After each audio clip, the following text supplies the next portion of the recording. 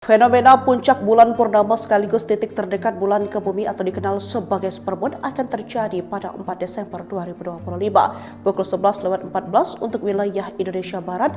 Waktu ini jatuh sekitar jam 5.14 waktu Indonesia bagian Barat, yakni di tanggal 5 Desember. Supermoon sendiri atau bulan raksasa terjadi ketika bulan purnama berada di titik terdekatnya dengan bumi.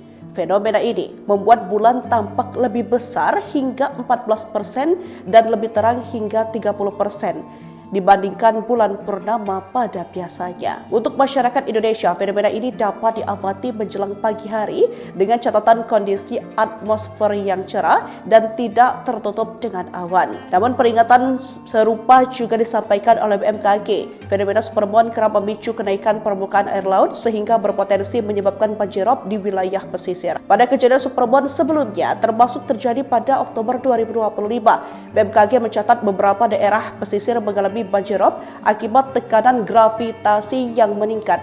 Dengan kembali terjadinya supermoon, masyarakat di wilayah pesisir Indonesia dihimbau untuk tetap waspada.